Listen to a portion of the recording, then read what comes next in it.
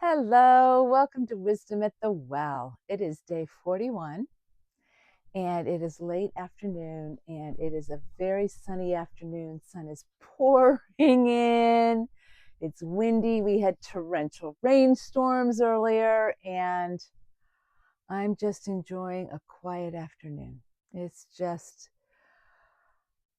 one of those times where you get to pause, reflect, and be so grateful. I just completed my interview with April Lee for our Fierce Awakening series, and I'm just feeling very touched by the women that I got to collaborate with on this book, as well as getting to reconnect with them now 2 years later. Fierce Awakenings attracted some incredibly special women to it, and what I'm appreciating so deeply is that we each had a story to share. And we shared it in the book. And from there, our lives have gone on and spiraled on in every different way.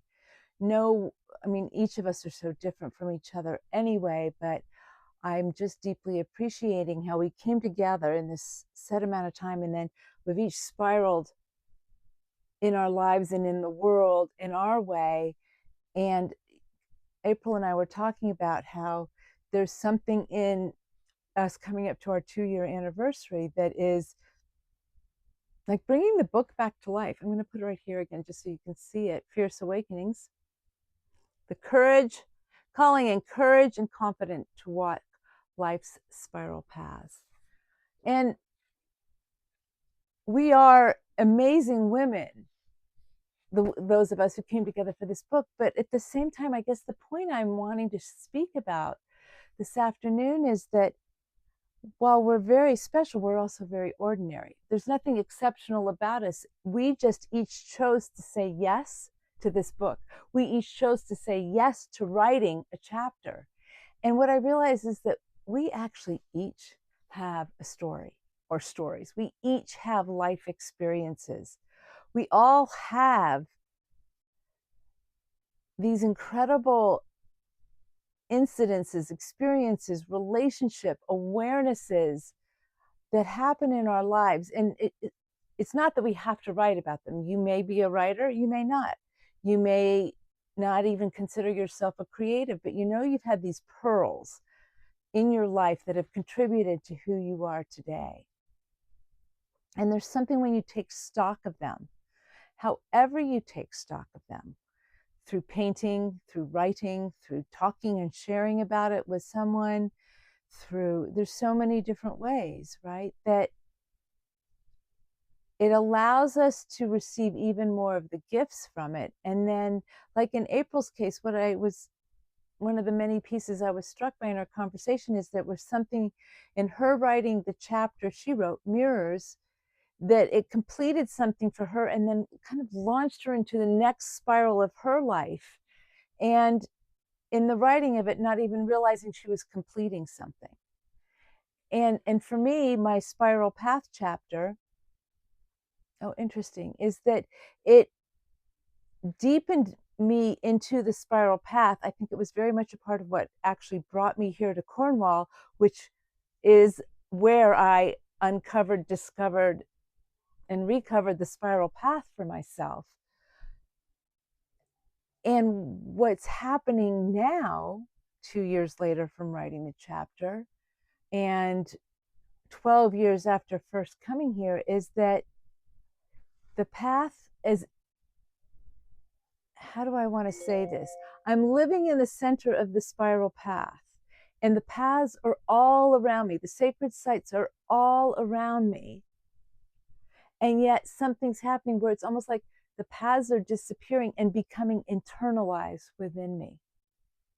I'm only at the very beginning of this awareness. So I will most likely be sharing more of it, but it's like my need for the external path is dissolving. And I never thought that that was going to happen. I have been very attached to the spiral path. I've needed the spiral path to guide me, to hold me, to structure me, to give me those handrails for my life. And here I am letting go of that in the midst of literally living in the center of the spiral paths. So I'm asking myself, like, what else becomes possible now in having the spiral path within me as part of my inner being, my inner structure, if you will, almost like my inner skeleton. And just allowing that to be internal and integrated into who I am. What else becomes possible? I'm going to leave that question as it is for right now, because I don't want to answer it yet.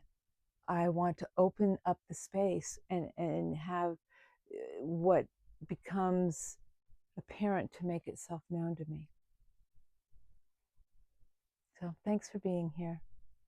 Until tomorrow. And yeah, and just opening to what else is possible here when I can let go of what I've so needed for my own knowing. What if I can let go of knowing what the next step is and really open into the unknown? Yeah. Thanks for being here. Until tomorrow.